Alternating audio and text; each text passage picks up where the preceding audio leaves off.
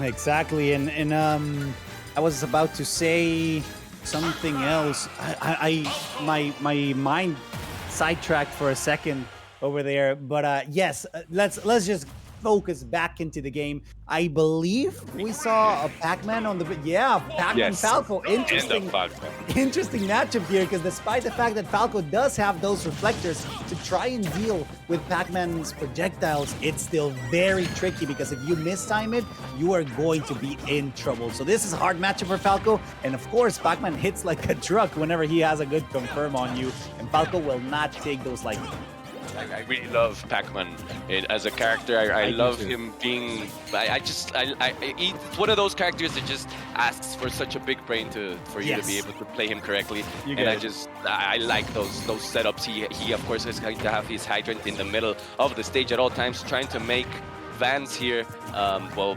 Get rid of it at least, and in the best of situations, you can even find a way to hit him with it. He's gonna have the melon in hand at the moment, trying to look for a C drop, not going to find it. Good shield by the Falco player at this moment, and he's still going to keep extending these hitboxes. It just every move that Falco uses makes it a combo somehow. I just really don't understand. Yeah, you have to. It's the creativity that you gotta get, especially those up tilts being the primary tool for it. A lot of people call it brain dead. I agree with them. However, there has to be some degree of creativity in them in order for those brain dead combos to work. So please don't discount Falco players just yet, especially Vanz, who is doing so well right now at keeping the aggression at all times. Especially considering how Pac-Man can break a lot of this kind of momentum that Falco should have. Right now, the pressure by the ledge is insane from both of them. He's looking for some kind of setup with the hydrant, still not able to find it, using the water to keep the pressure on, but he just uses the shield again. Maybe he wasn't looking for that water to push him towards Falco in this moment. He maybe wants to slow down the pace of the match a little bit. He's gonna go for the back throw, still not gonna be enough to take the stock. Looking for the cherry, that was interesting. It has a very weird way of falling, still not able to get Vanz here, but he is doing his best. I mean, 125, Pac-Man basically does not have a kill throw, so he's gonna have to find some more interesting way to get rid of the stock. Our back here is going to be more than enough, but he already has 110% to his name. He's going to have to play extremely careful and maybe, like I said, try to find a way to slow down the match. Yeah, Vanz has been doing phenomenally at trying to give his advantage to the best of his ability. Of course, small battlefield will allow that double hit of the up smash from Falco to connect effectively, which is why it's so important to have unified platform distances, because a lot of characters just miss on those opportunities. However, Vanz, recognizing this at this point, will take advantage of that. Now we might start to see a combo here, but no, simply 40%. That still work, especially considering how he still has a whole stock of a lead.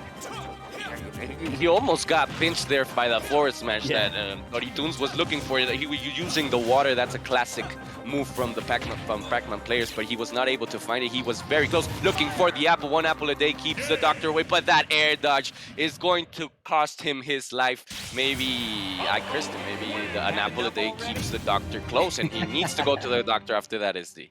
Yeah, unfortunate that that air dodge came out. I do believe that was attempting to tech the stage spike, because Falco's Firebird does have a lot and quite erratic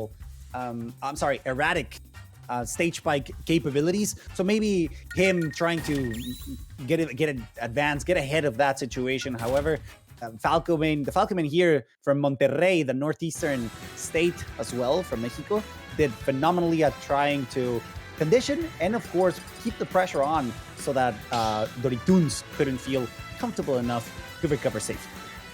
Yeah, that's the thing. I feel like in general, Pac-Man does have to feel very, like you said, comfortable in the stage. He is great at keeping control of it, but if he loses it, he maybe does struggle a bit to get it back, and we are maybe seeing a little bit of that.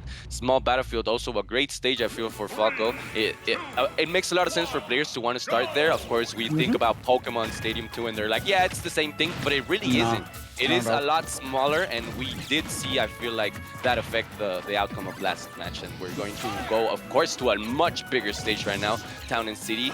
And maybe this is what DoriToons needs for him to be able to slow the pace down a little bit. Yeah, exactly. 100% agreed. Also, it will allow for him to play with his projectiles a little bit better, depending on what he wants to get. Look at Vanz trying to put a little bit of extra pressure by bouncing on that platform, trying to punish him or force rather a recovery, which it actually worked, which is super surprising. And I do like that Vanz, despite the fact that DoriToons is looking for the extra distance, he still, like, he doesn't seem to be shaken by it, you know, like, okay, I can take my distance too, and try to get something out of it, just like that, out of up smash that could have been very deadly if it had connected.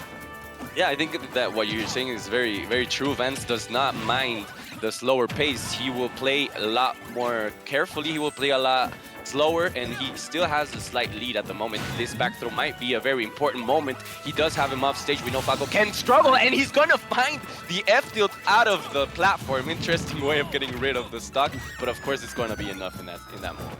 Yeah, careful here, because this is where DoriToons wants to make the most out of. He has a lead. He hasn't lost it just yet, despite Vanz's great back air there to get the stock. However, it's not working in his favor, because right now DoriToons has an apple, and yeah, you want to keep him away. However, the fact that he's using it so well will grant him at least 50%, which is going to keep extending if Vanz cannot take that stock as fast as possible. Great reflect on the high trend, and that turns a bit of a traitor situation on the Pac-Man stool there.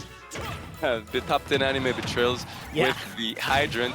But hey, that was the exact situation that DoriToons was looking for in this kind of stage, right? He got that early lead with a good tilt from the platform, and then he was able to just take it slow, be able to poke his opponent once, twice, and then all of a sudden he has a pretty good lead. But we also know that Falco has this explosiveness to him, and he can find a way to just destroy your stock in an instant. So he still has to watch out for those options, keep playing his game, and find the stocks. At the end of the day, that is all that matters. He's going to look for the forward smash, not going to find it using the water once again. But Vanz seems to be one step ahead for those types of setups every time, but not this time. Not this time. He finds the bell. He was trying to maybe reflect it, but it's just so weird, the bell, the way it works, the way it falls in 90 degrees. It makes no sense. No, I said this at the beginning of the match. Despite having a reflector to deal with these projectiles, if you mistime it, you are in for trouble. And that's exactly what happened. He did try to reflect it. However, it's just the timing that was a little bit off, which lent himself to land directly on him and paralyzed in order to get that stock. And that's the scary part as Falco. You will not take those kinds of interactions lightly. And so far, DoriToons working flawlessly with this lead that is quickly vanishing, but I still think that he will be able to hold it, unless Vanz has something else to say with these early percent combos on Falco that are absolutely mandatory for whoever wishes to compete with this character. Paperwork. We call him paperwork, right? You have to do it. Every time you fight some of these characters, it's like fighting Mithra as well. You know you're going to start, if you get hit once, you're going to have 40% on your name, and there's nothing you can do about it. It's just paperwork. It's the way life works. You just have to deal with it. But hey, DoriToons is still doing a great job of keeping a slight advantage, but every time Vanz finds a way in, he does make a great use of it, and he is finding a way for DoriToons to start maybe shaking in his big red boots, because he needs to find this stock as soon as possible. The patience will not win him the game in the moment where he has to take this stock, and Vanz is slowly trying to keep up.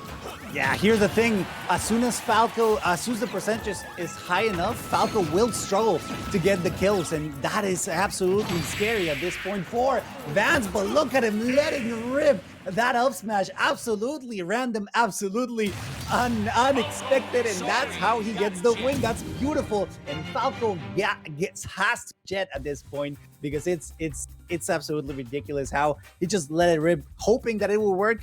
And I mean, it's a good anti-air, at least now that it's been fixed. I can't hide my happiness about it. Vanz is a good friend of mine. He's also a Falcon padre, so it's expected for me at least. That it's I'm a little happy about it. But despite that, DoriToons played flawlessly at this point. He was getting all his confirms ready and working. However, the pressure by the end was falling short. And I think that's what needed to be done. You know, add a little bit of extra pressure